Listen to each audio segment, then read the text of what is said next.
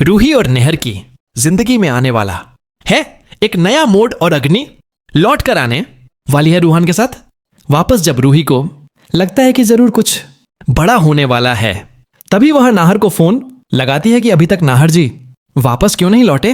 तभी देखती है कि नाहर जी तो आगे हैं और वह नाहर जी के गले लग जाती है और कहती है कि मुझे डर लग रहा है कि कहीं मैं तुमसे दूर ना हो जाऊं। जिसे सुनकर नाहर कहता है कि चाहे कुछ भी हो जाए मैं तुम्हें अपने से दूर नहीं होने दूंगा।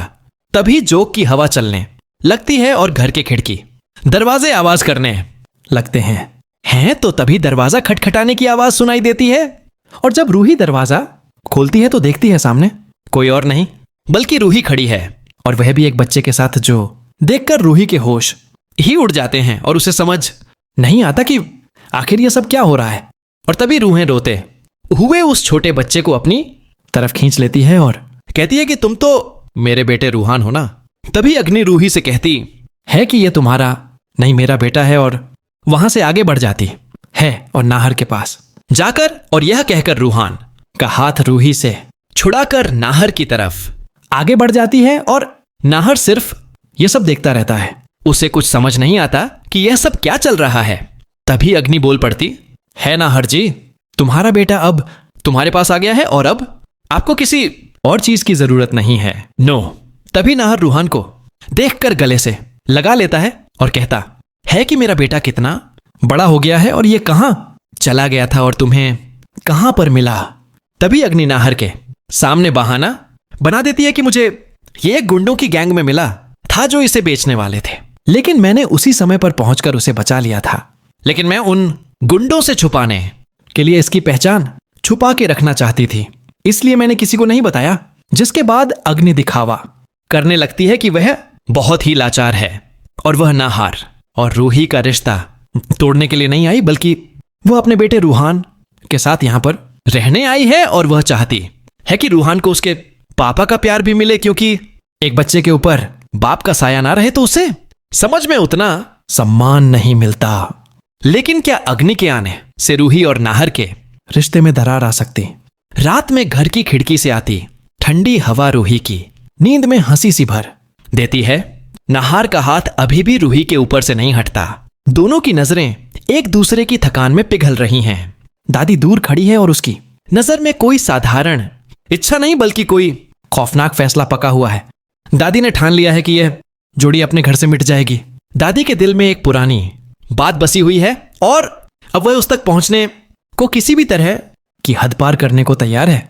वह रात के सन्नाटे में घर में घुसती है। उसका चेहरा कपड़े से ढका हुआ है।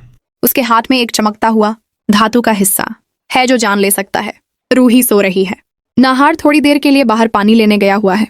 दादी रूही के पास सटीक चुपके से आती है और चाकू उठाती है। तभी किसी अंदरूनी हड्डी की सी सिसकी रूही को बेचैन कर देती है, जैसे कोई चेतावनी बज उठी हो। रूही जाफ्ता हो उठती है और एक चीख निकलती है। नाहर कमरे में आता है और दादी का चेहरा देखकर ठिठक जाता है। दादी पल में वह मासूमियत का मुखौटा बदलकर घबराहट का प्रदर्शन करती है। नाहर का गुस्सा खाली तरफ नहीं, वह रूही का हाथ पकड़े हुए उसे बचाने लगता है। चाकू की चोट रूही के हाथ पर लगती है। खून की एक बूंद गिरती है और खामोशी टूट जाती है। नाहर फौरन पानी लाता है, दवा लगाता है और बंधाई करता है। उसकी आंखों में खिन्नता और आग एक साथ है।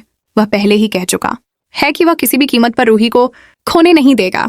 रूही की आंखों में दर्द है, लेकिन आवाज धैर्य से भरी हुई है। वह नाहर को भरोसा दिलाती है कि वह साथ रहेगी। दादी दूर से यह सब देखती है और उसके चेहरे पर ठंडा इरादा और भी गहरा होता है। अगले दिन नाहर डॉक्टर को बुलाकर इलाज कराता है। डॉक्टर की बात सुनते हुए नाहर ने ठान लिया कि वह इस अंधेरे की जड़ तक जाएगा। दादी घर के बाहर से निगरानी करती है और अपने आदमी को फोन करती है। वह कहती है कि यह लड़की रास्ते से हटनी चाहिए। दादी की चालों में आज एक नया उग्रपन है। नाहर रूही को मन बहलाकर हंसाने की कोशिश करता है। वह उसे बताता है कि कठिनाइयां अस्थायी हैं और उनका प्यार अटूट है। रूही मुस्कुराकर कहती है कि वह कभी नाहर को अकेला नहीं छोड़ेगी। दादा की नजर उस पल में और भी जलन भरी हो जाती है। रात के सन्नाटे में जब सब सो रहे होते हैं, दादी फिर से आती है। उसकी हर चाल मानो किसी योजना की घट्टी में चली आ रही हो, लेकिन इस बार दादी का सामना करने वाला कुछ अलग है। नाहर और रूही दोनों अब एक साथ हैं। उनका इरादा पहले से ज्यादा दृढ़ है। दादी का चेहरा हटते ही नाहर की पलकें सख्त हो जाती हैं। वह समझ चुका है कि यह साजिश की शुरुआत है। नाहर की आवाज खाली नहीं है, वह रक्षा के लिए तैयार है। दादी के दिल में गहराई से छिपा हुआ वचन और भी कठोर हो जाता है। वह सोचती है कि नहार को अपने वश में करने के लिए पहले रूही को मिटाना होगा, लेकिन नहार ने भी अब अपनी हार नहीं मानी है। उसने महसूस कर लिया है कि घर के भीतर कोई विफलता पल रही है। उसने ठान लिया है कि वह सच का पता लगाएगा और जो भी गुनहगार होगा उसे सबक देगा। मंदिर जाने का निर्णय इसलिए नहीं कि समस्या खत्म हो जाएगी, बल्कि इसलिए कि वहां वह शक्ति और हिम्मत ढूंढना चाहता है। वहीं दादी अपनी योजना और तेज कर रही है। उसकी साजिश में नए मोड़ आ रहे हैं, हर कदम पर खतरनाक शक्लें उभरती हैं और हर मुस्कान के पीछे अब शक और खतरा छिपा है।